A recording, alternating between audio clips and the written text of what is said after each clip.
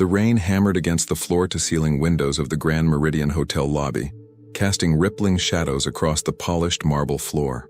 It was 11:47 p.m. on a Tuesday in late October, and Manhattan's financial district had finally quieted down after another frantic day of trading, deals, and power lunches.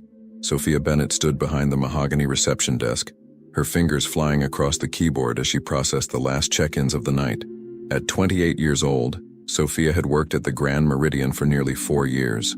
She knew every corner of this five-star establishment, every quirk of its wealthy clientele, and every unspoken rule that separated exceptional service from merely adequate hospitality.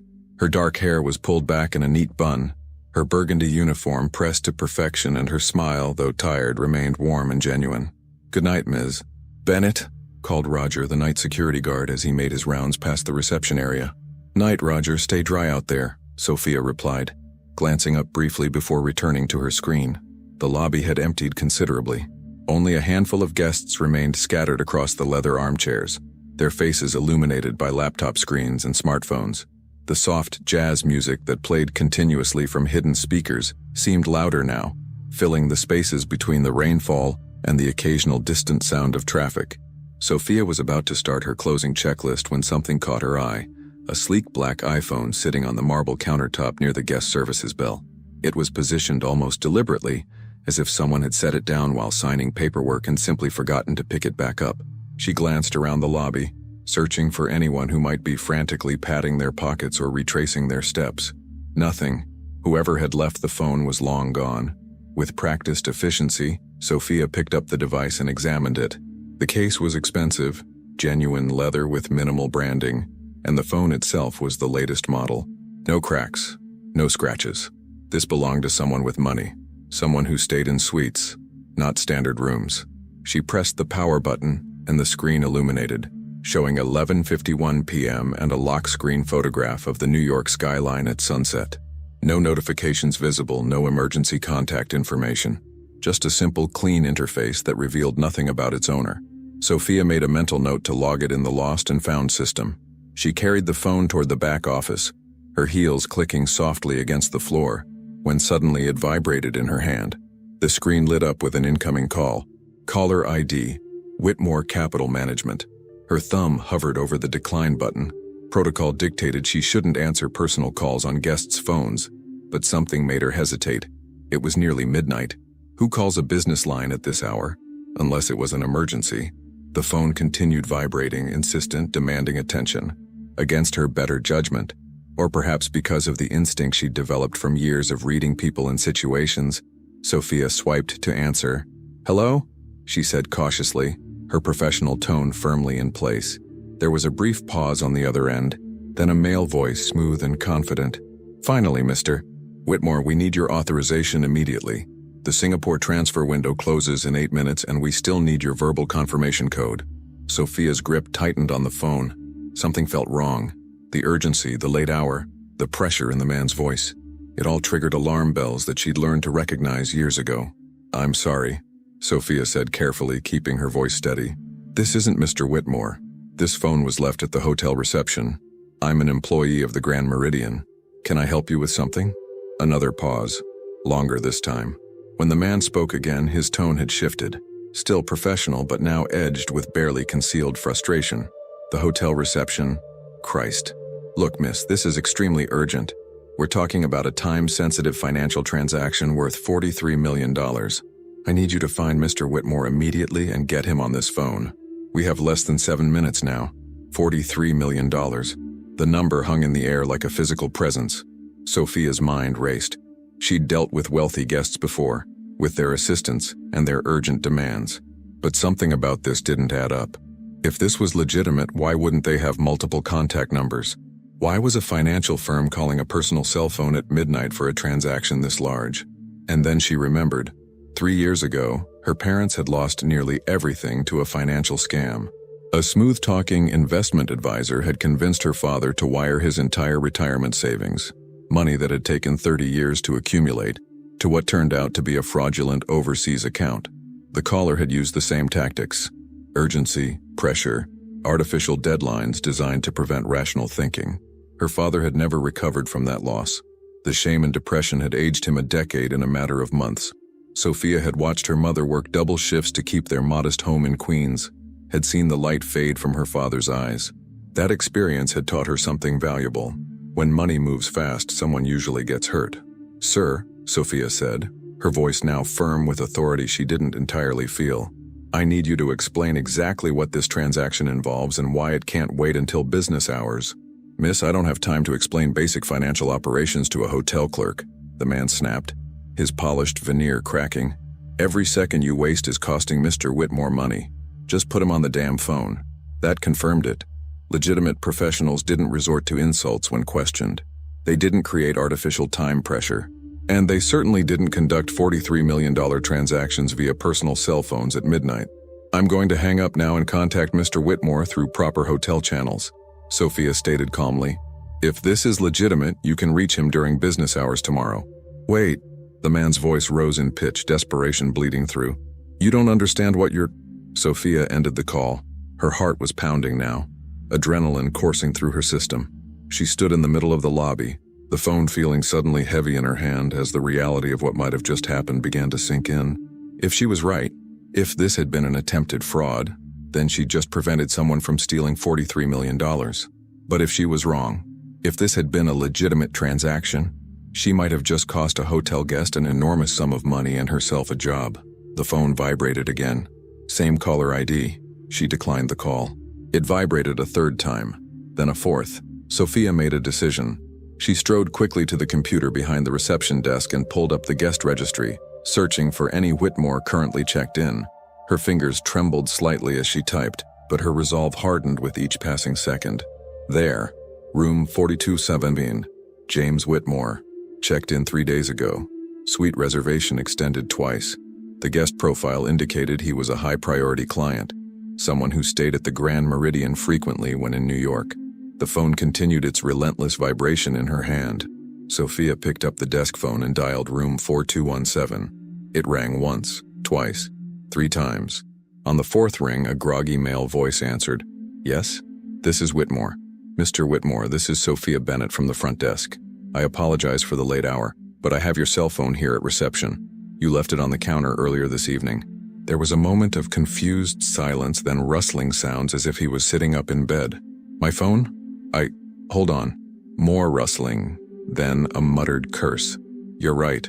I was going over contracts in the lobby around 7 and must have. Damn it. Thank you for calling. I'll be down in a moment." "Mr. Whitmore, before you come down, I need to tell you something important." Sophia took a deep breath. "Your phone has been receiving calls from someone claiming to be from Whitmore Capital Management. They're requesting authorization for a $43 million transfer to Singapore, and they're creating artificial urgency around it. Sir, I believe someone is attempting to defraud you." The silence on the other end was absolute. Sophia could hear her own heartbeat in her ears as she waited for his response. When James Whitmore finally spoke, his voice had transformed completely, no longer groggy but sharp and intensely focused. "What exactly did they say?" "Word for word." "Tell me everything." Sophia recounted the conversation in precise detail, her years of customer service training helping her recall the exact phrasing, the tone shifts, the pressure tactics.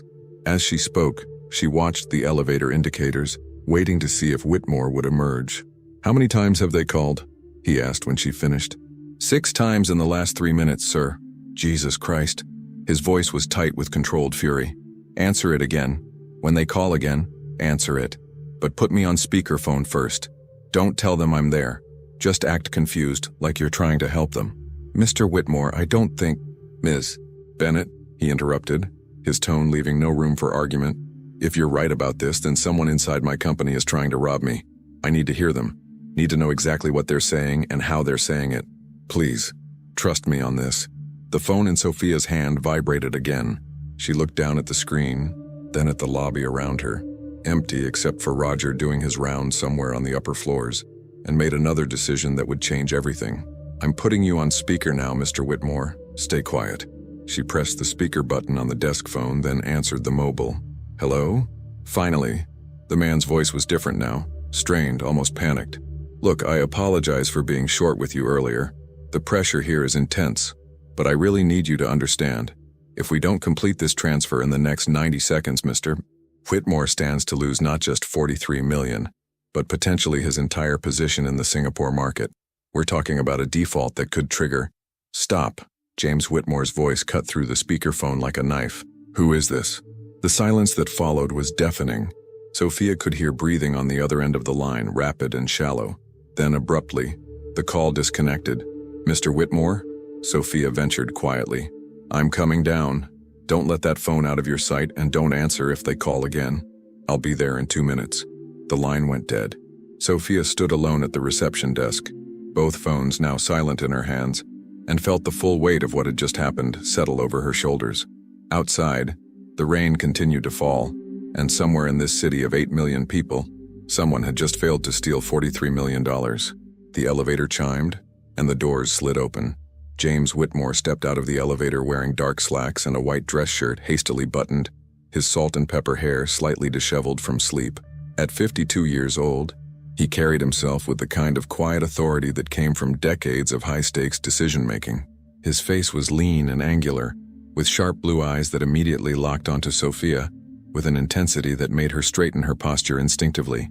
He crossed the lobby in long, purposeful strides, his bare feet silent against the marble floor.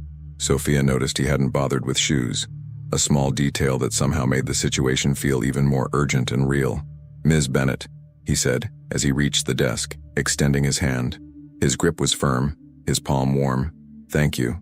You may have just saved me from a catastrophe. Sophia handed him the phone, watching as he immediately began scrolling through the call log with practiced efficiency. His jaw tightened with each swipe, his expression growing darker. 17 missed calls in the last 40 minutes, he muttered, more to himself than to her. All from numbers I don't recognize, but all displaying my company's caller ID. Someone spoofed the system. He looked up at her, his blue eyes now carrying a mixture of gratitude and something else.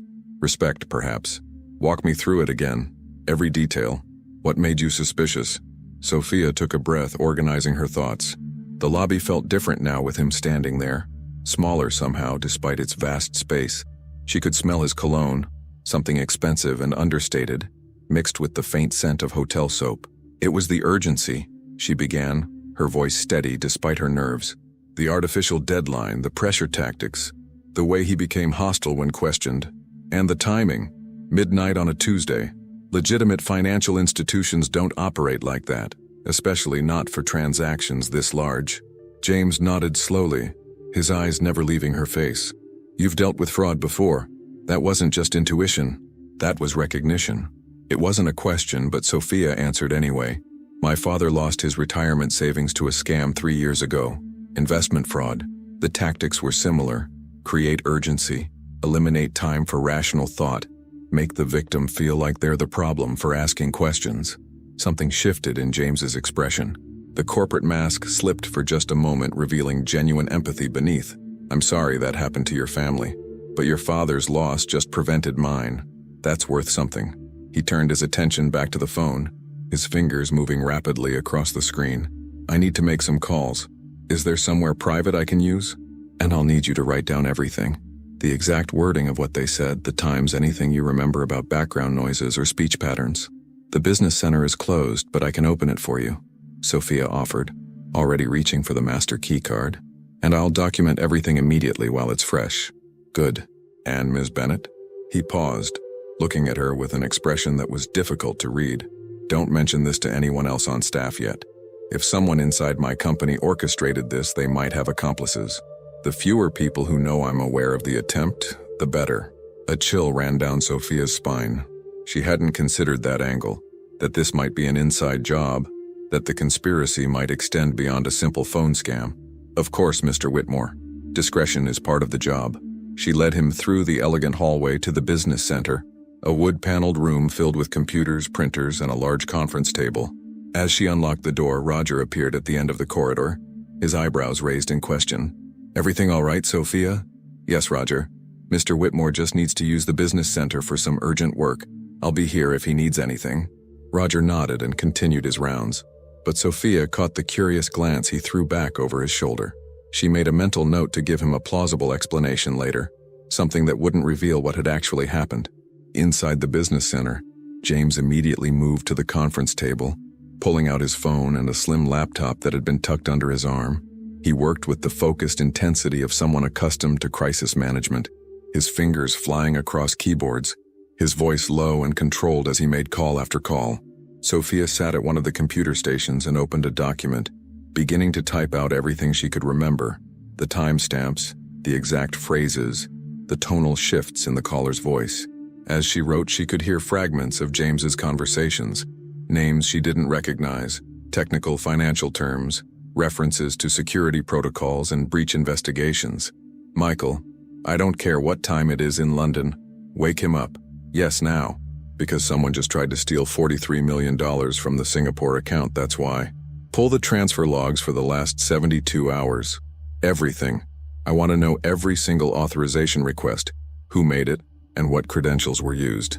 No, don't alert the board yet. If there's a mole, I need to identify them before they know we're looking." 20 minutes passed, then 30. Sophia finished her documentation and sat quietly, not wanting to interrupt but unsure if she should leave. The rain outside had intensified, now coming down in sheets that obscured the city lights beyond the windows. Finally, James ended his last call and leaned back in his chair, rubbing his eyes with the heels of his hands. He looked exhausted, the adrenaline clearly beginning to wear off. "Coffee?" Sophia offered quietly. He glanced up, seeming almost surprised to find her still there. That would be incredible, actually. Black, no sugar. Sophia slipped out to the hotel's all-night cafe and returned minutes later with 2 cups. His black, hers with cream. She set his on the table and took a seat across from him, suddenly very aware that she was sitting with one of New York's most powerful financiers in an empty business center at 1 in the morning. James took a long drink, then set the cup down carefully. "Here's what we know so far," he said, his voice carrying the weight of someone used to briefing executives. The calls came from multiple burner phones, all routing through VoIP services that masked their true origin. The caller ID spoofing was sophisticated. They cloned my company's main switchboard number perfectly, and the authorization codes they were requesting are real protocols that we use for large international transfers. "Meaning someone with inside knowledge," Sophia said. "Exactly. Someone who knows our systems, our procedures, our security measures. They were counting on me being asleep, on my phone being unattended, and on whoever answered being intimidated into compliance." He fixed her with that intense gaze again. "They didn't count on you." Sophia felt heat rise to her cheeks. "I was just doing what seemed right." "No," James said firmly. "Most people would have either ignored the call entirely or been bullied into helping. You did neither. You asked questions, recognized the patterns, and made a judgment call that protected a complete stranger's assets. That's not just doing what seemed right. That's exceptional instinct and courage." He pulled a business card from his wallet and slid it across the table. "My company employs over 200 people across 4 continents. We manage $15 billion in assets for clients who trust us to protect their wealth. And tonight, I learned that our security protocols have a fatal flaw. They assume that physical possession of my phone equals authorization to act on my behalf." Sophia picked up the card, feeling its expensive weight between her fingers. Embossed letters spelled out James Whitmore, founder and CEO, Whitmore Capital Management. "I don't understand," she said softly. "I'm offering you a job," James stated plainly. "Or at least a consulting position to start. Someone tried to rob me tonight using social engineering and insider knowledge. My current security team missed this vulnerability completely. But you, with no financial background, no corporate training, spotted it in seconds because you understood human behavior and manipulation tactics." Sophia's mind reeled. "Mr. Whitmore, I'm a hotel hostess. I don't have any qualifications for corporate security or financial consulting. You have something better than qualifications. You have real-world experience with fraud and the instincts to recognize it in action. That's worth more than a dozen degrees." He leaned forward, his expression earnest. "I need someone who thinks differently, who sees the angles my Ivy League security consultants miss. Someone who understands that the biggest threats don't come from hackers breaking through firewalls. They come from people exploiting human psychology." The offer hung in the air between them, impossible and tempting at the same time. Sophia thought about her tiny apartment in Queens, her student loans from a degree in hospitality management she'd completed through night classes, her parents still struggling to rebuild after their own financial disaster. "I need time to think about this," she finally said. "Of course, but think quickly." "But," Whoever orchestrated tonight's attempt will try again, probably with a different approach. James stood, draining the last of his coffee. In the meantime, I'm going to have my head of security review everything you documented. Would you be willing to speak with them tomorrow? They'll need your statement. Yes, absolutely. Good, and Ms. Bennett? He extended his hand again. Regardless of what you decide about the job offer, you have my deepest gratitude, and my word that if you ever need anything, a reference, a favor, help of any kind, you call that number. Sophia shook his hand, feeling the calluses on his palm that spoke of someone who hadn't always worked behind a desk. Thank you, Mr. Whitmore. I hope you can find out who's behind this. Oh, I will, he said, and there was something almost predatory in his smile. They made the mistake of failing, and failure leaves traces. He left the business center, his bare feet padding softly back toward the elevators. Sophia remained seated for a long moment, staring at the business card in her hand and trying to process everything that had just happened. Her shift ended at midnight, but it was now nearly 1:30 a.m.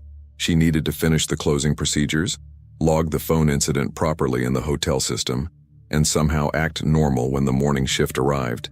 As she stood to leave, her own phone buzzed with a text from an unknown number. This isn't over. You interfered with something much bigger than you understand. Watch yourself. Sophia's blood turned cold. She screenshot the message immediately and forwarded it to the number on James Whitmore's business card, along with a simple message. Received this 90 seconds after you left. His response came back within seconds. Don't go home alone tonight. I'm having my security team meet you at the hotel. This just became much more serious.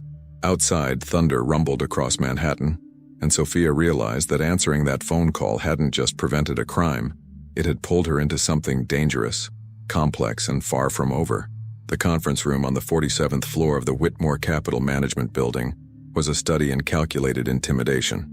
Floor-to-ceiling windows offered a panoramic view of lower Manhattan, the morning sun casting long shadows across the polished Brazilian walnut table that could seat 20.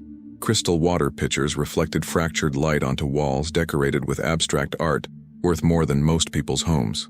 Sophia sat in a leather chair that probably cost more than her monthly rent, trying not to fidget as 8 pairs of eyes studied her with varying degrees of skepticism.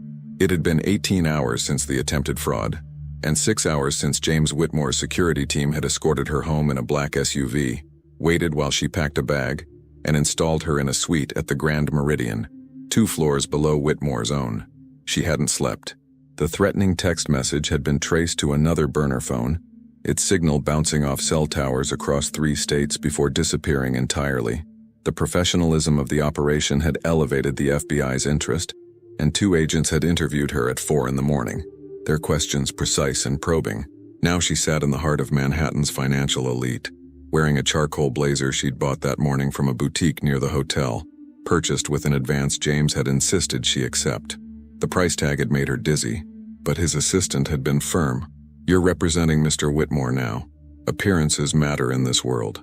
James sat at the head of the table, his navy suit immaculate, his expression unreadable as he addressed the room. I've called this emergency board meeting because last night someone attempted to steal $43 million from our Singapore operations account.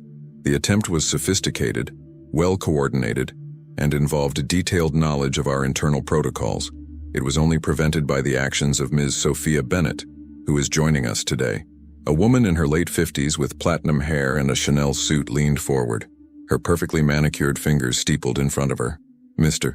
Whitmore, with all due respect, why are we discussing security vulnerabilities in front of a hotel employee? Surely this is a matter for our internal team and law enforcement. Victoria Ashford. James had warned Sophia about her during their brief meeting that morning. CEO of Ashford Securities, a rival investment firm, a non-executive board member who'd been appointed by one of Whitmore Capital's earliest investors.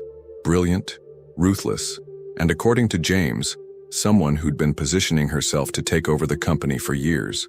Ms. Bennett is the reason we still have $43 million, James replied coolly, and I'm proposing we bring her on as a security consultant, specifically focused on social engineering threats and fraud prevention.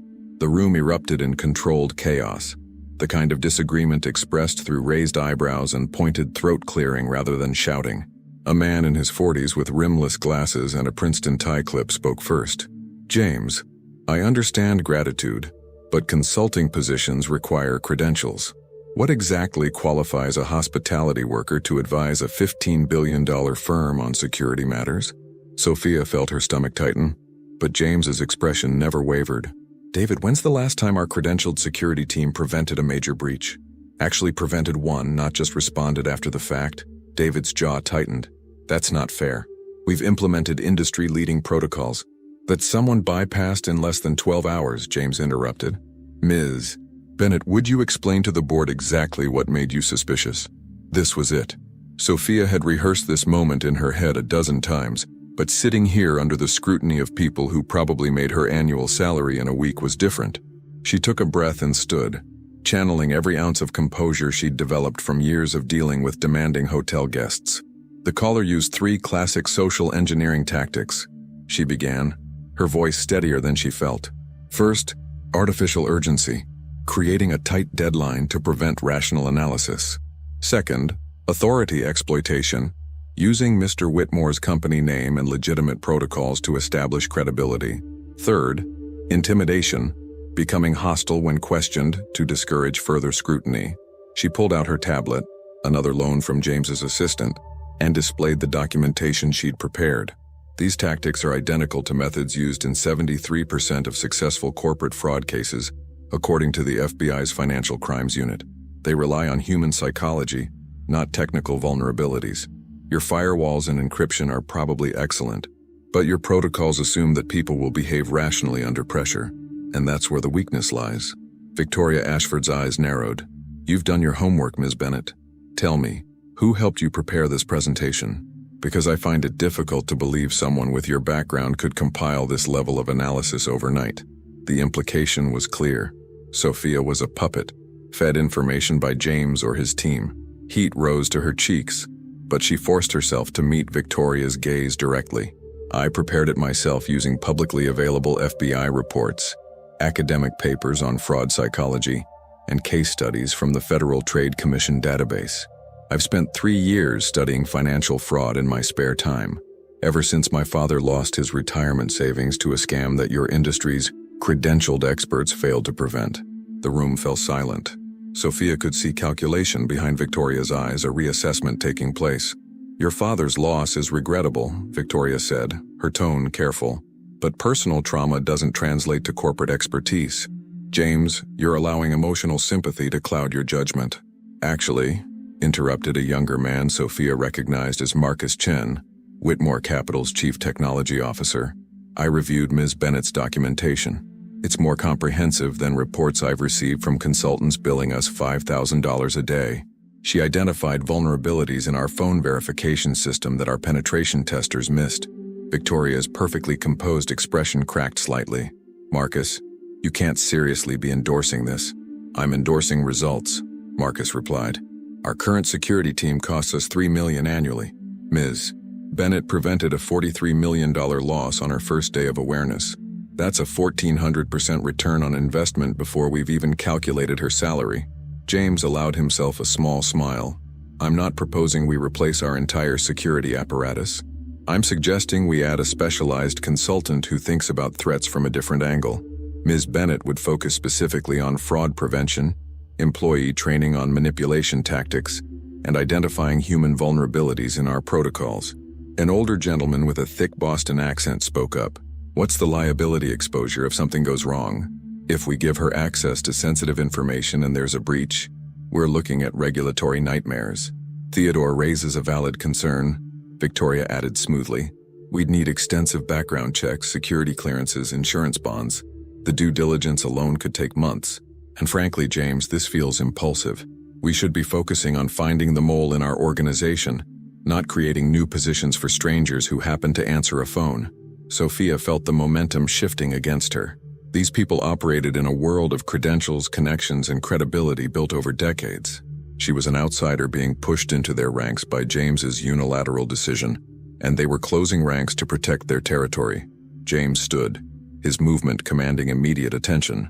Let me be absolutely clear. Someone in this company, possibly someone in this room, tried to rob me last night. The FBI is investigating, yes, but investigations take time. Meanwhile, whoever orchestrated this knows their first attempt failed and is likely planning another approach. He turned to face Victoria directly. "You're right that Ms. Bennett is an outsider. That's exactly why I want her here. She has no loyalty to anyone in this building, no reason to protect anyone's reputation, and no investment in maintaining the status quo. She's going to ask uncomfortable questions and challenge assumptions, and some of you are going to hate it. But if that discomfort prevents another breach, it's worth it." Victoria stood as well, her posture rigid. "And if she's the leak? If someone planted her at that hotel specifically to gain your trust? Have you considered that this entire incident might be theater designed to get an operative inside your inner circle?" The accusation hung in the air like poison gas. Sophia felt her pulse spike, her carefully maintained composure finally cracking. "That's paranoid even for you, Victoria," Marcus muttered, but James raised a hand, silencing him. "It's a legitimate question. Ms. Bennett, how do we know you're not part of the conspiracy?" Sophia met his eyes and saw what the others didn't. This was a test. James knew the answer but needed to see how she'd handle the accusation in front of hostile witnesses. "You can't know," Sophia said simply. "Not with certainty, but consider the logic. If I were part of the scam, why would I prevent it? Why not just ignore the phone, let the transfer go through and collect whatever percentage I'd been promised? Or if the goal was infiltration, why would I document everything so thoroughly and involve the FBI? That creates a massive evidence trail that works against me." She turned to address Victoria directly. "You're trying to discredit me because I'm a threat to your influence here. That's understandable. I would be suspicious of me too in your position. But the difference between us is that I don't have anything to lose. I'm not protecting a reputation or a position. I'm just trying to do what's right and maybe help prevent what happened to my family from happening to others." Victoria's smile was cold. How noble. And if it happens to come with a six-figure salary and access to Manhattan's elite circles, well, that's just a fortunate coincidence. "Victoria, that's enough." James's voice cut like a blade. "The board will vote on Ms. Bennett's consultancy position. Those in favor?" 5 hands rose, including Marcus and Theodore, whose support seemed to surprise even themselves. "Those opposed?" 3 hands, including Victoria's. Motion carries. "Ms. Bennett, welcome to Whitmore Capital Management. Your first assignment is to identify every vulnerability in our current protocols, and every person who might have had the knowledge to orchestrate last night's attack." James's expression hardened. "Including everyone in this room." The meeting adjourned in tense silence. As people filed out, Victoria paused beside Sophia's chair, leaning down to whisper so only she could hear. "You're out of your depth, little fish. This world eats people like you for breakfast. Whatever James is paying you, it won't be worth what's coming." Then she was gone, leaving behind the scent of expensive perfume and the unmistakable threat hanging in the air. Marcus Chen approached as Sophia gathered her things, his expression friendly but cautious. "That was either very brave or very stupid. I haven't decided which." "Can it be both?"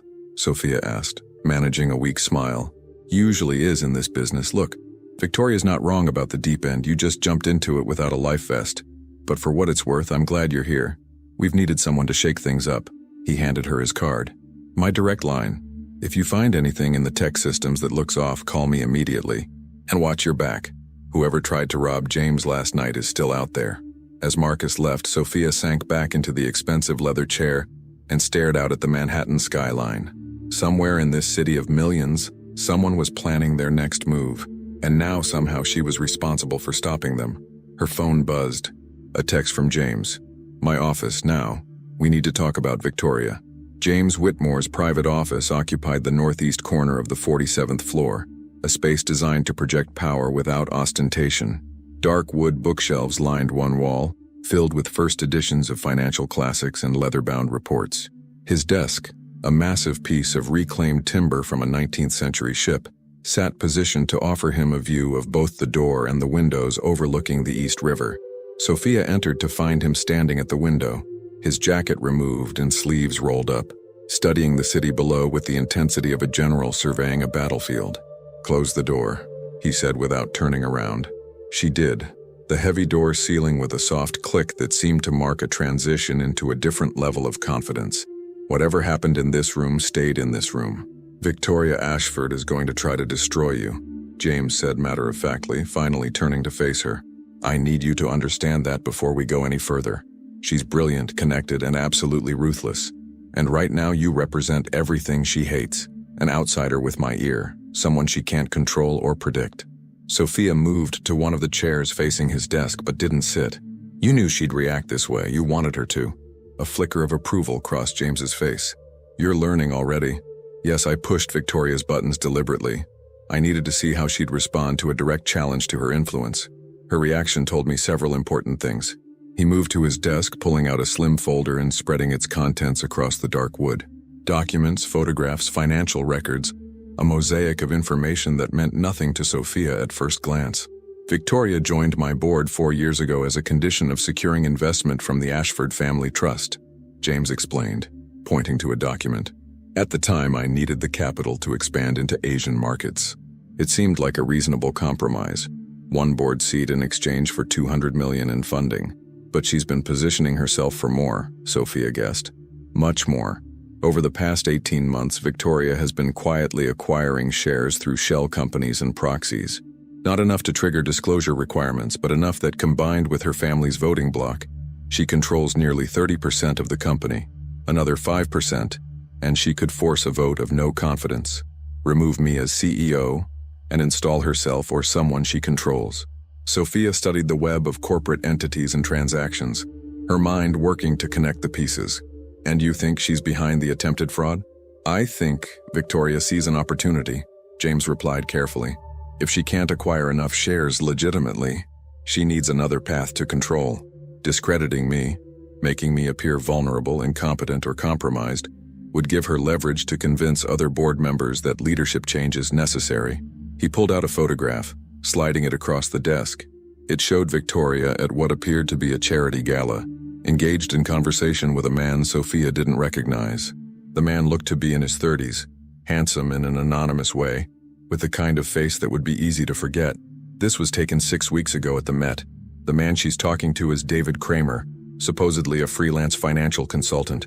But according to my investigators, Kramer has connections to several groups specializing in corporate espionage and sophisticated fraud schemes. Nothing proven, nothing prosecutable, but a pattern that's hard to ignore. Sophia felt a chill run down her spine. You think Victoria hired him to steal from you? I think the attempted theft last night was designed to fail, James said, his voice low and controlled. Think about it strategically.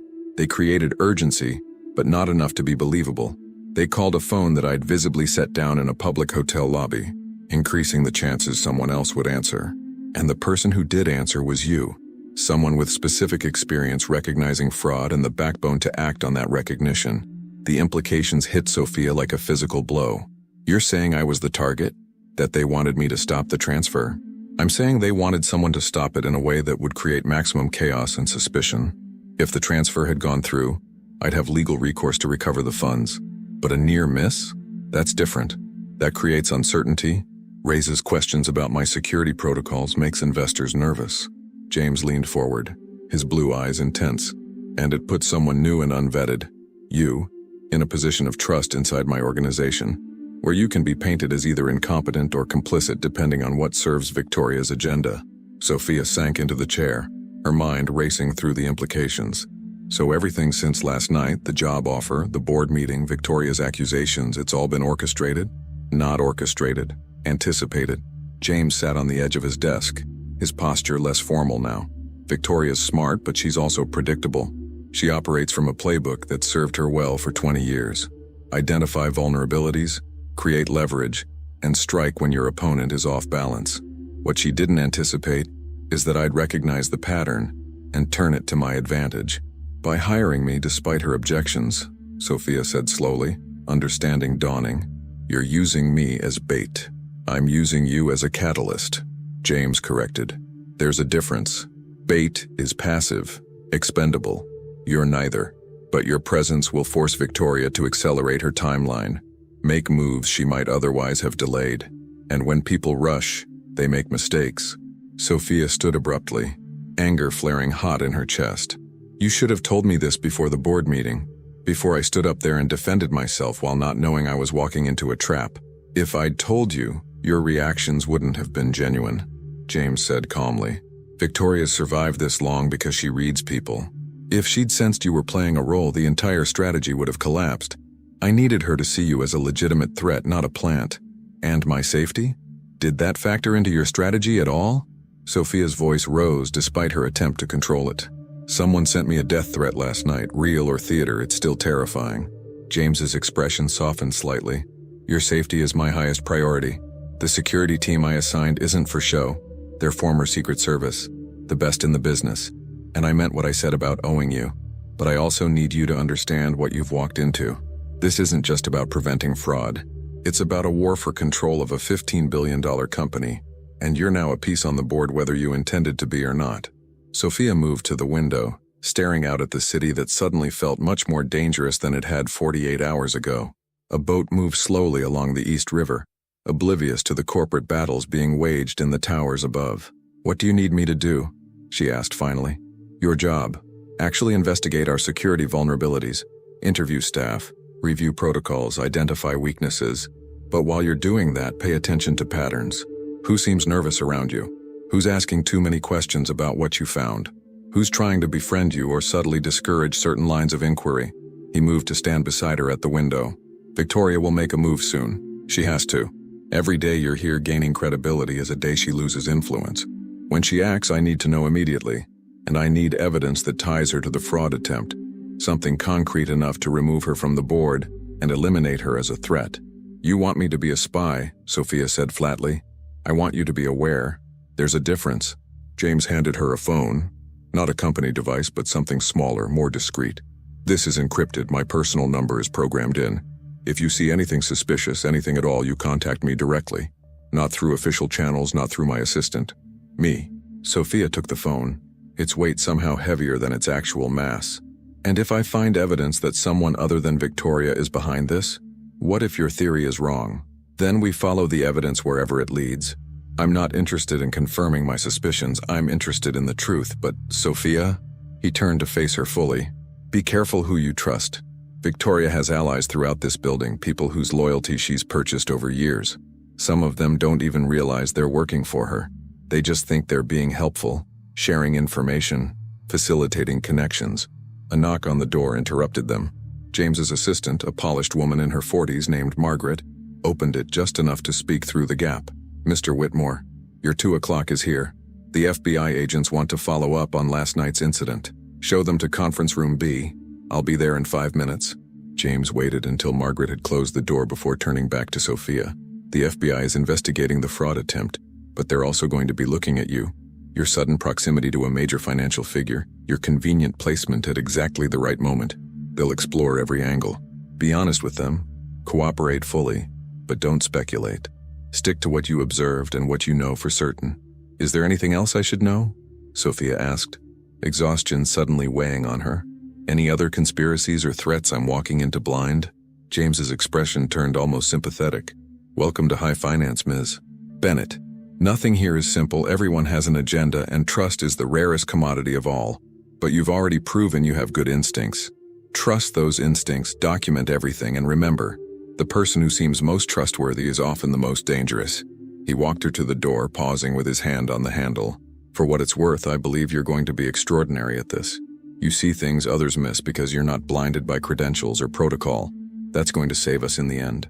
Or get me killed, Sophia muttered. I won't let that happen. You have my word. As Sophia left his office, she nearly collided with Marcus Chen in the hallway. He steadied her with a hand on her elbow, his expression concerned. You okay? You look like you've seen a ghost. Just processing everything, Sophia said, forcing a smile. It's a lot to take in. Tell me about it. Listen, I'm heading down to the Security Operations Center if you want to join. Figured I'd show you how our systems actually work before you start tearing them apart. It was a reasonable offer, helpful even, but James's warning echoed in her mind.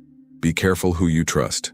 That would be great, Sophia replied, studying Marcus's open, friendly face for any hint of deception. Lead the way. As they walked toward the elevators, Sophia caught a glimpse of Victoria Ashford through a conference room window. She was on her phone, her expression animated, gesturing emphatically as she spoke to whoever was on the other end. And just for a moment, Victoria's eyes flicked up and locked with Sophia's through the glass. The smile that crossed her face was cold and knowing, like a predator that had just spotted its prey making a fatal mistake. The elevator doors closed and Sophia realized she was holding her breath.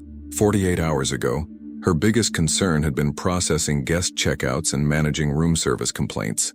Now she was caught in the middle of a corporate war, surrounded by people who might be allies or enemies, and the only person she could fully trust was herself. The elevator descended, and with each floor, Sophia felt the weight of her new reality settling more heavily on her shoulders. She'd wanted to help, to prevent others from experiencing what her family had gone through. She just hadn't realized the cost of that help would be stepping into a world where deception was currency, and everyone, including herself, was playing a role in a game whose rules she was only beginning to understand. The Security Operations Center occupied the entire 43rd floor, a climate-controlled fortress of monitors, servers, and redundant systems that hummed with constant electronic vigilance. Marcus Chen led Sophia through biometric scanners and man-trap doors, each layer of security requiring his credentials and adding to the impression that they were descending into something secret and vital. "This is the nerve center," Marcus explained as they entered the main monitoring room. "Every transaction, every email, every door access across all our offices worldwide flows through here. We process about 4 million data points per hour during peak trading." Sophia surveyed the room. A dozen analysts sat at curved workstations, their faces illuminated by multiple screens displaying real-time data streams, network diagrams, and security alerts. The atmosphere was intense but quiet, punctuated only by occasional keyboard clicks and low conversations. A woman in her early 30s approached them, her dark hair pulled back in a severe bun, wearing business casual attire that somehow looked more professional than most people's formal wear. Her ID badge read, "Rachel Voss, Chief Security Officer." "Marcus," she acknowledged with a nod, then turned sharp gray eyes to Sophia. "You must be the hotel worker everyone's talking about." The dismissive tone was subtle but unmistakable. Sophia extended her hand anyway. "Sophia Bennett. And yes, I worked at the Grand Meridian until yesterday. Now I'm here to help identify vulnerabilities in your human security protocols." Rachel's handshake was brief and perfunctory. "Right. The social engineering expert." She made it sound like astrologer or fortune teller, something not quite legitimate. "Well, let me show you what actual security looks like." For the next hour, Rachel walked them through systems that were genuinely impressive: multi-factor authentication, behavioral analytics that flagged unusual patterns, encrypted communications, physical security measures that rivaled government installations. It was clear that Whitmore Capital had invested heavily in protecting its digital and physical assets. "So you see," Rachel concluded, gesturing to a wall-sized display showing global security status, "we have comprehensive protection at every level. The incident with Mr. Whitmore's phone was an outlier. Someone got lucky with timing and social engineering, but our core systems are impenetrable." "No system is impenetrable," Sophia said quietly. "That kind of confidence is exactly what attackers exploit." Rachel's expression hardened. "With all due respect, Ms. Bennett, I've been in corporate security for 12 years. I've defended against state-sponsored hackers, organized crime syndicates, and industrial espionage operations. I think I understand the threat landscape better than someone whose security experience consists of checking IDs at a hotel desk." Marcus shifted uncomfortably. "Rachel, that's not—" "It's fine," Sophia interrupted, keeping her voice level. "You're right that you have more traditional experience. But tell me something. In those 12 years, how many times has someone bypassed your systems not by hacking them, but by simply calling and asking?" "We have protocols for phone verification," Rachel replied stiffly, "which assume the person answering has the training and authority to question suspicious requests. What happens when someone calls during a shift change, or targets a new employee, or creates enough chaos that normal procedures get bypassed in the rush to resolve a crisis?" Sophia pulled out her tablet and brought up the documentation she'd prepared. Last night's caller knew Mr. Whitmore's phone would be unattended. They knew the transfer protocols and authorization codes. They knew the timing window for Singapore market operations. But most importantly, they knew that creating artificial urgency would override rational decision-making. That's not a technical vulnerability, it's a human one. And it exists in every employee who hasn't been specifically trained to recognize manipulation tactics. Rachel studied the tablet screen, her expression unreadable. "So what are you proposing? That we train every employee to be paranoid about every phone call?" "I'm proposing we train them to recognize the patterns that indicate manipulation. Urgency without documentation, requests that bypass normal channels, appeals to authority that discourage questions. These are testable, teachable concepts." Sophia met Rachel's gaze directly. "Your technical systems are excellent, but they're only as strong as the humans operating them. For a long moment, Rachel said nothing. Then surprisingly, her rigid posture relaxed slightly. You might have a point. We focus so much on technical threats that we've neglected the human factor. It's embarrassing that a hotel employee spotted something my team missed. Former hotel employee? Marcus interjected with a slight smile. She works here now. Rachel nodded slowly. Fine. I'll give you access to our training materials and incident reports from the past 2 years. Review them, identify gaps, and we'll discuss implementation. But understand something, Ms. Bennett.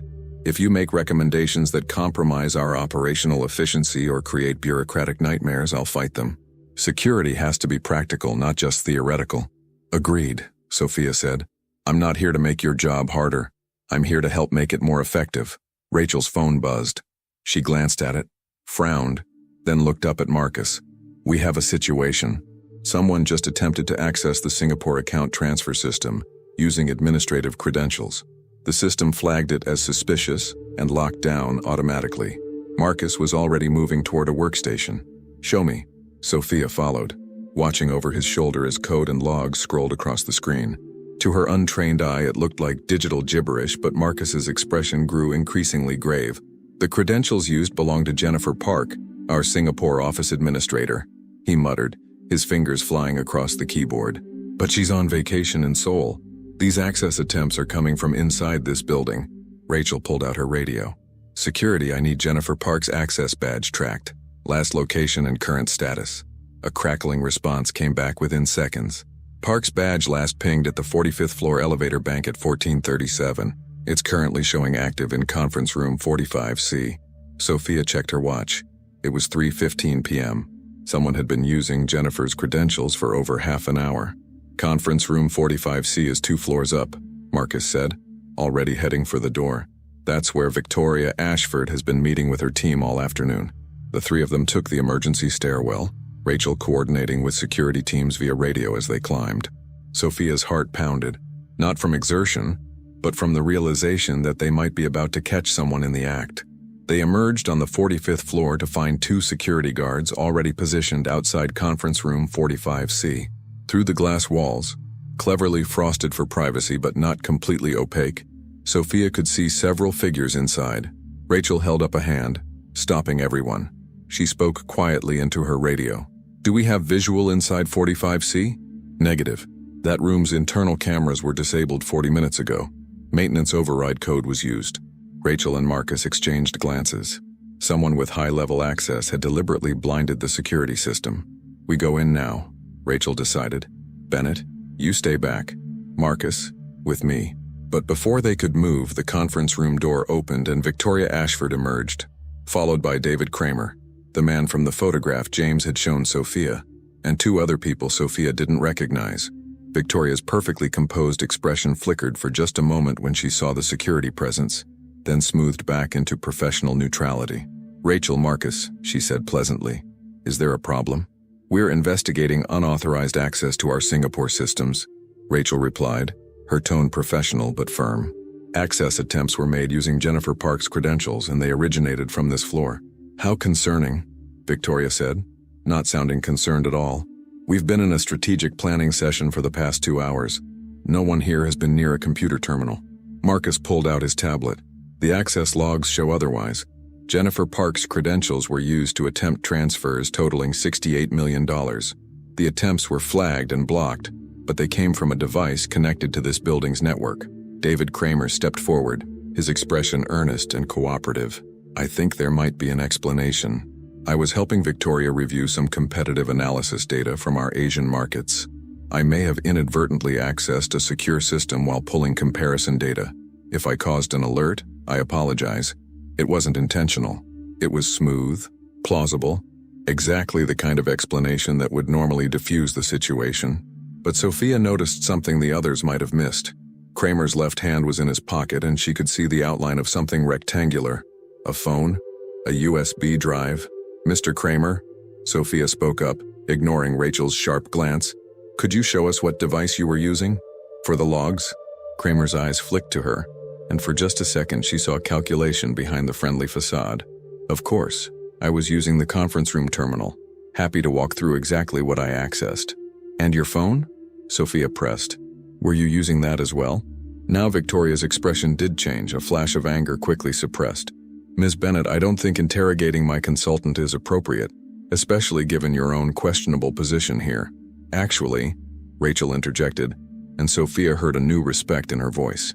Ms. Bennett raises a valid point. Modern fraud often involves air-gapped devices to avoid network detection. Mr. Kramer, I'm going to need to examine any devices you have with you. It's standard protocol for this type of investigation. For a moment, the hallway was silent, except for the ambient hum of the building's systems. Sophia watched Kramer's face, saw him weighing options, calculating odds. Then he smiled. Of course. Though I should mention that my phone contains privileged client communications, I'll need to consult with my attorney before providing access. That's fine, Rachel said. You can wait in our security office while we arrange that. It shouldn't take more than a few hours. The trap had been set perfectly. If Kramer refused, it would confirm suspicion. If he complied, they'd have evidence. And if he tried to destroy the device, security would witness it. Kramer's smile never wavered, but Sophia saw his hand tighten in his pocket. Actually, I think I'd prefer to leave the building and contact my lawyer from... He moved suddenly, shoving past Marcus and sprinting toward the stairwell. One of the security guards reacted instantly, catching Kramer's arm, but Kramer twisted with surprising skill and broke free. What happened next occurred in seconds but felt like minutes. Kramer's hand emerged from his pocket holding not a phone but a small aerosol canister. He sprayed it directly into the security guard's face, pepper spray or something similar, and the man went down clutching his eyes. The second guard tackled Kramer, but not before he'd thrown something, that rectangular device, through an open office door. It skittered across the floor and Sophia, operating on pure instinct, ran after it. Behind her she heard shouting, scuffling. Victoria's voice raised in what sounded like genuine shock, but Sophia's focus was on the device now in her hands. A small encrypted hard drive with a blinking green light indicating it was actively connected to something. Marcus appeared at her shoulder, breathing hard. Don't touch anything else, that might be transmitting. He pulled out his own tablet and began scanning for signals. Christ. It's broadcasting on a commercial cellular network, encrypted data packets going to multiple locations. This isn't just corporate espionage, this is sophisticated. Rachel joined them, her professional composure cracked by the violence she'd just witnessed. Kramer's in custody. He's demanding a lawyer and not saying anything else. Victoria claims she had no idea he was conducting unauthorized access, that she hired him for legitimate consulting work. She's lying, Sophia said with absolute certainty. The photograph James showed me was from 6 weeks ago. You don't hire someone, keep them close for that long and not know what they're doing. Photograph? Rachel's eyes narrowed. What photograph? Sophia realized her mistake too late. She just revealed that James had been conducting his own investigation, had information he hadn't shared with his security chief. The political complexities of this world were still tripping her up, but Marcus saved her. Focus on the immediate problem. This device was actively exfiltrating data from our network. We need to trace where it was sending information and determine what was compromised. The next 2 hours were a controlled chaos of technical analysis, security interviews, and crisis management. Kramer was held in the security office, his lawyer en route. Victoria was questioned extensively but maintained her position. She'd hired Kramer for competitive analysis, had no knowledge of any illegal activity, and was as shocked as anyone by his behavior. It was nearly 6 p.m. when Sophia finally made it back to James's office. He was standing at his window again, the city lights beginning to twinkle as dusk settled over Manhattan. Tell me you have good news, he said without turning around. Kramer was caught attempting data exfiltration using stolen credentials. We have the device, we have physical evidence, and Rachel's team is tracing the data streams now. Sophia sank into a chair, exhaustion finally catching up with her.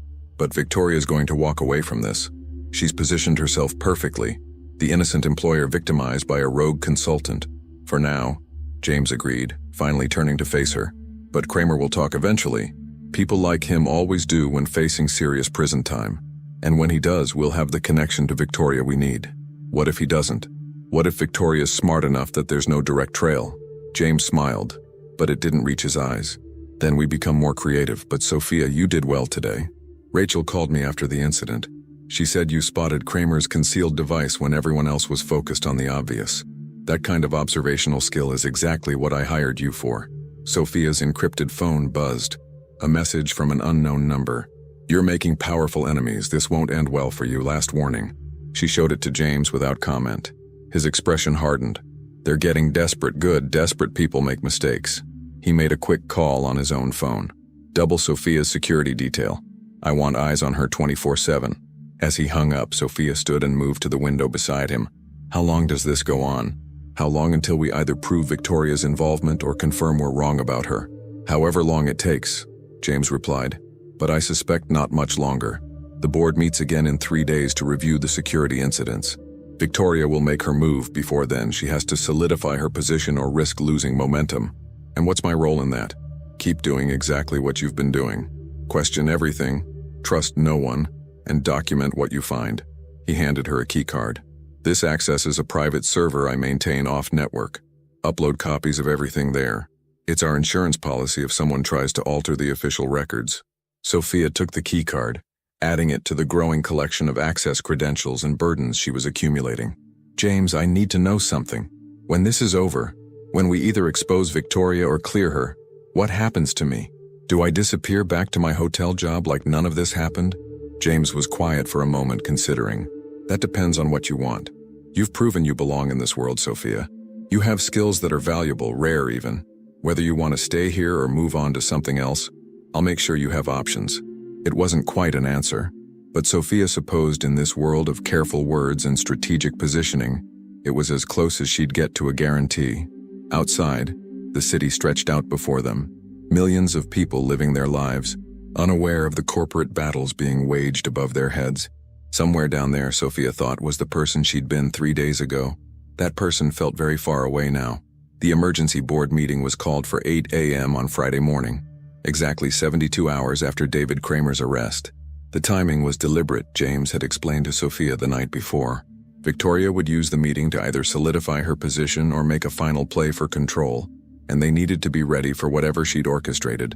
Sophia arrived at the Whitmore Capitol building at 6:30 a.m., the Manhattan streets still quiet in the pre-dawn darkness. Her security detail, 2 professionals who'd become her constant shadows, escorted her through the lobby and up to the 47th floor. The building felt different at this hour, its usual energy replaced by an almost cathedral-like stillness. She found James already in his office, surrounded by documents and tablet screens, looking like he hadn't slept. Dark circles shadowed his eyes, and his usually immaculate appearance was slightly rumpled. Shirt sleeves rolled up, tie loosened, hair tousled from running his hands through it. "Tell me you found something," he said as she entered, not bothering with pleasantries. Sophia set down her laptop and pulled up the files she'd spent the past 3 days compiling. Kramer's encrypted drive contained communication logs going back 8 months. Most of it still being decrypted, but Rachel's team found something interesting. Transaction records that don't match any legitimate business activity. She displayed a spreadsheet on the monitor. These are wire transfers from various shell companies, all flowing into an account in the Cayman Islands. The amounts are small individually, $5,000 here, $10,000 there, but they total nearly $400,000 over 6 months. James leaned forward, his exhaustion momentarily forgotten. Source of the transfers? That's where it gets complicated. The shell companies are buried under layers of corporate structures, but I had Marcus trace the ownership chains. They all connect back to one entity, Ashford Securities Holdings, Victoria's company. That's circumstantial, James said, though his expression showed he understood the implications. Victoria can claim Kramer was defrauding her company as well, using her resources without authorization. Except for this. Sophia pulled up an email chain recovered from Kramer's drive. This is from Victoria's personal email account to Kramer, dated 3 weeks before the first fraud attempt. She's explicitly discussing security vulnerabilities at Whitmore Capital and asking him to explore opportunities for leverage. James read the email carefully, his jaw tightening. This is it. This is the evidence we need. Why am I only seeing this now? Because I wanted to be absolutely certain it wasn't fabricated, Sophia replied. I had 3 independent forensic analysts verify the metadata, trace the email routing, confirm it wasn't planted. It's genuine, James. Victoria hired Kramer specifically to find ways to compromise your company. For a moment, James was silent, staring at the screen with an expression that mixed vindication and something darker. Betrayal, perhaps, or anger at being proven right about someone he'd once trusted. The board meeting, he finally said. Victoria doesn't know we have this. She's going to make her move thinking she's still in control. What do you think she'll do? James stood and moved to the window, watching the sun begin to rise over the East River. She'll try to force a vote of no confidence. The security breaches, the chaos, the questioning of my judgment in hiring you. She'll frame it as a pattern of failed leadership. She probably has commitments from enough board members to make it close. Can she actually remove you? You're the founder. The board has the power to remove any executive, including the CEO, if they determine it's in the company's best interest. I structured it that way deliberately. I never wanted to be the kind of leader who couldn't be held accountable. He smiled grimly. I didn't anticipate someone using that mechanism to stage a coup. Sophia's phone buzzed. A message from Rachel Voss. Conference room filling up. Victoria arrived 10 minutes ago with a team of lawyers. This is going to be ugly. James straightened his tie and grabbed his jacket. Time to end this, you ready? To do what, exactly?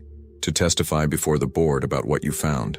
Victoria will try to discredit you, question your methods, claim the evidence is fabricated. You'll need to be unshakable. He paused at the door. Can you do that? Sophia thought about her father, about watching him break under the weight of being deceived. She thought about the threatening messages, the attempts to intimidate her, the subtle and not so subtle suggestions that she didn't belong in this world. Yes, she said simply. I can do that. The conference room was packed. All board members present, plus lawyers, senior executives, and, somewhat surprisingly, 2 FBI agents Sophia recognized from earlier interviews. The atmosphere was charged, electric with tension and anticipation. Victoria sat at one end of the table, composed and professional in a navy Armani suit, her platinum hair styled perfectly. She'd surrounded herself with allies, 3 board members who'd consistently voted with her, 2 lawyers who radiated expensive competence, and a woman Sophia didn't recognize who was typing rapidly on a laptop. James took his position at the opposite end, with Sophia, Rachel, and Marcus arranged nearby. The physical positioning was deliberate. 2 armed camps preparing for battle. Theodore Walsh, the board chairman, called the meeting to order. His Boston accent was thick as he spoke. We are here to address the security incidents of the past week and determine appropriate next steps. Victoria, you called this meeting. The floor is yours. Victoria stood and Sophia had to admire her performance. She projected concern, gravitas, and reluctant duty, the image of someone forced by conscience to take difficult action. Thank you, Theodore. What I'm about to say gives me no pleasure, but the events of recent days have revealed a pattern that this board cannot ignore. She pulled up a presentation on the room's main screen. 1 week ago, James's personal phone was compromised in what he characterized as an attempted fraud. 3 days ago, one of my consultants was arrested for allegedly attempting to access secure systems without authorization.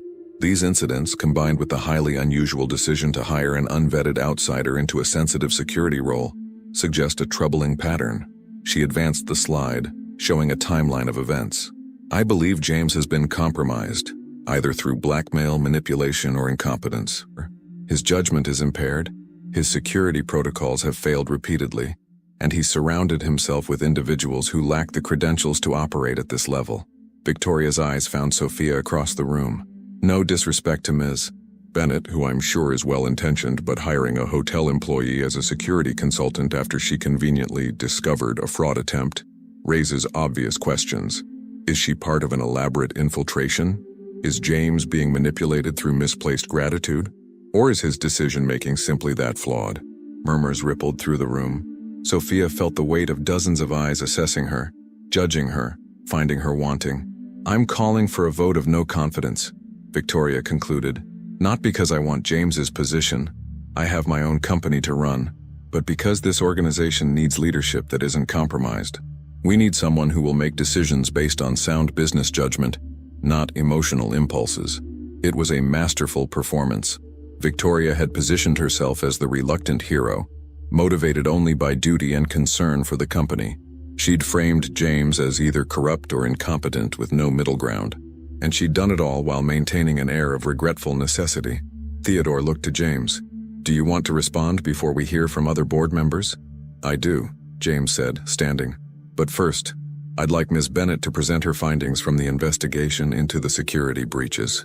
I think the board deserves to hear what she's uncovered before making any decisions. Victoria's composure cracked slightly. Theodore, I object. Ms. Bennett is not qualified to present to this board. And her findings, whatever they may be, are tainted by her inappropriate relationship with James. What inappropriate relationship? Sophia stood before she could second-guess herself. Her voice was steady, clear, carrying across the room. Mr. Whitmore hired me to do a job. I've done that job with integrity and professionalism. And what I've found is that the security breaches weren't failures of his leadership. They were deliberate attacks orchestrated by someone on this board. The room erupted. Victoria's lawyers were on their feet, objecting.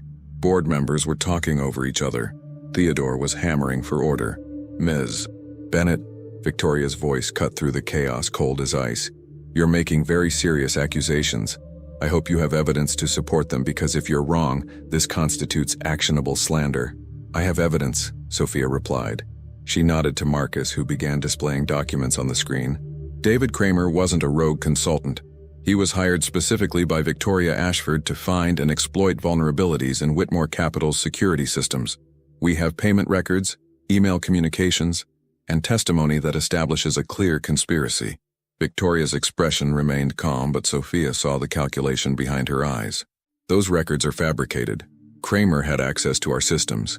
He could have created false documentation to implicate me after he was caught. Could he have fabricated emails from your personal account with metadata verified by 3 independent forensic analysts? Sophia pulled up the email chain. This is you, Victoria, explicitly asking Kramer to explore opportunities for leverage against Whitmore Capital. That's not consulting. That's corporate espionage. One of Victoria's lawyers stood. Those emails were obtained illegally. They're inadmissible. In a criminal trial, perhaps, James interjected. But this isn't a courtroom. This is a board meeting, and we're entitled to consider any evidence relevant to our decision-making. The question before this board isn't what can be proven in court. It's whether Victoria Ashford can be trusted with influence over this company. Theodore looked to the FBI agents who'd been quietly observing. Do you gentlemen have anything to add? The senior agent stood. We've been investigating the fraud attempts for the past week. Based on evidence we've gathered independently, including testimony from Mr. Kramer following his arrest, we believe Ms. Ashford was involved in a conspiracy to commit securities fraud and corporate espionage. We're prepared to file formal charges pending final review by the U.S. Attorney's Office. The room fell silent. Victoria's perfect composure finally shattered. Her face flushed. Her hands gripped the table edge. This is a setup. James manufactured this entire crisis to remove me because I questioned his leadership. You tried to steal $43 million from me, James said quietly. Then when that failed, you tried to steal my company. The only question now is whether you face only criminal charges or also a civil lawsuit for damages. Victoria's lawyers were whispering urgently in her ears. Board members were exchanging shocked glances. The woman with the laptop had stopped typing and was staring at Victoria with something like horror. I want to speak with my attorneys privately, Victoria finally said, her voice tight with controlled fury. Of course, Theodore replied. We'll recess for 30 minutes. Victoria, you and your counsel can use conference room B. As people filed out, Sophia felt the adrenaline that had sustained her begin to ebb. Her legs felt weak. Her hands trembled slightly. Marcus steadied her with a hand on her elbow. You did it, he said quietly. You actually did it. Rachel approached from the other side. I owe you an apology, Bennett. I dismissed you as unqualified, but you just dismantled a corporate conspiracy that my entire team missed. That took guts and skill. James appeared beside her as the room emptied. Walk with me. They moved to his office, the security detail maintaining a discreet distance. Once inside with the door closed, James moved to his desk and pulled out a bottle of scotch. Expensive, aged, the kind that cost more than Sophia's monthly rent. It's 9 in the morning, Sophia pointed out. It's been a long week. He poured 2 glasses, handing her one. To integrity, intelligence, and the courage to ask uncomfortable questions. Sophia took a sip, feeling the burn. What happens now? To Victoria? To the company? Victoria will likely cut a deal with the prosecutors, testify against Kramer in exchange for reduced charges. She'll lose her board seat, her reputation will be destroyed, and Ashford Securities will probably collapse once this becomes public. As for the company, he gestured out the window at the city. We survive. We rebuild trust. We implement the security reforms you've recommended. We move forward. And me? James set down his glass and looked at her seriously. That's entirely your choice. You've proven you belong in this world if you want to stay. I'll honor my original offer, a permanent consulting position. full benefits, salary that reflects your value. Or, if you prefer, I'll write you a recommendation that will open doors at any company in this city. You've earned the right to choose your own path. Sophia moved to the window, looking out at Manhattan spreading before her. 3 days ago, she'd been a hotel hostess worried about making rent and helping her parents recover from their financial loss. Now she was standing in a corner office, having just helped bring down a corporate conspiracy, being offered opportunities she'd never imagined. "I want to stay," she said, "but not just as a consultant. I want to build a real program, training for employees on fraud recognition, protocols that account for human psychology, systems that protect people, not just data." She turned to face him. "Can you support that?" "I can," James replied. "I will. Consider yourself the head of human security protocols, reporting directly to me.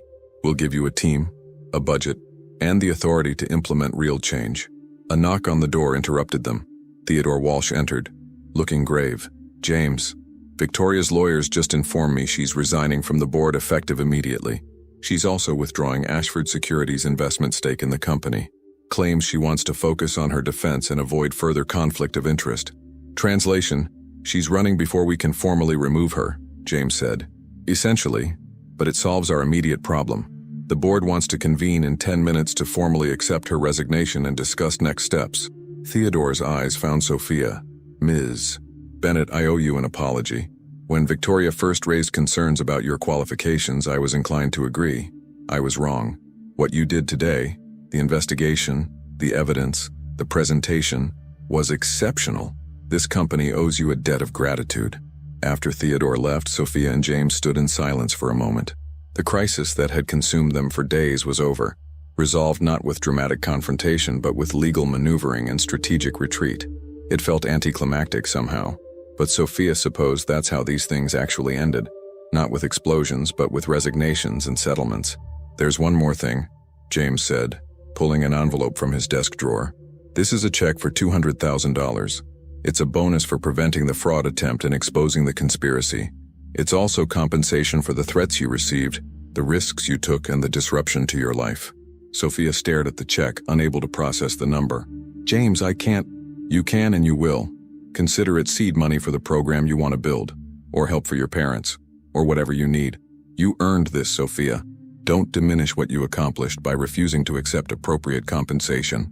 She took the check with trembling hands, thinking about her father's retirement savings, her mother's double shifts, the years of struggle following their loss. This wouldn't undo that damage, but it would help. It would give them breathing room, security, hope. "Thank you," she managed, her voice thick with emotion. "Thank you," James replied. "You saved more than my money this week. You saved my company, my reputation, and possibly my life." Victoria was playing for keeps. If she'd succeeded in removing me, I don't know what she would have been capable of. They returned to the conference room for the final board meeting. Victoria's resignation was formally accepted. James's leadership was reaffirmed. Sophia's new position was announced and approved unanimously. The machinery of corporate governance ground forward, processing crisis into policy, chaos into order. As the meeting adjourned, Sophia stood at the conference room window, looking out at the city that had seemed so intimidating a week ago. Her phone buzzed, a text from her mother. "Are you okay? You haven't called in days, we're worried." Sophia smiled and typed back, "I'm more than okay, Mom. I have so much to tell you. Can I come by tomorrow? I have some good news about money." The response came immediately. "Always. Your father will be so happy to see you. He's been talking about you constantly, so proud of his daughter working in Manhattan." If he only knew, Sophia thought. But she'd tell them everything tomorrow. About the fraud, the conspiracy, the new job, the bonus that would change their lives. For now, it was enough to know that her instinct to answer that phone call, to question what seemed wrong, to trust her judgment despite pressure and intimidation, all of it had led to something meaningful. Marcus appeared beside her. "Drinks tonight? Celebrating your survival and promotion?" "Rain check," Sophia replied. "I need to visit my parents tomorrow and I want to be coherent for that conversation." "Fair enough, but Bennett?" He grinned. "Welcome to corporate life. It's exhausting, occasionally terrifying, and you're going to love it." As Sophia gathered her things and prepared to leave, security detail in tow because threats didn't disappear just because conspiracies were exposed, she caught her reflection in the conference room glass. She looked different somehow, more confident, more substantial, more real. She'd come to this building as someone who'd stumbled into something bigger than herself. She was leaving as someone who'd proven she belonged, who'd earned her place through courage and competence rather than credentials and connections. The city stretched out before her, full of possibility and promise. And for the first time in longer than she could remember, Sophia felt ready to embrace whatever came next.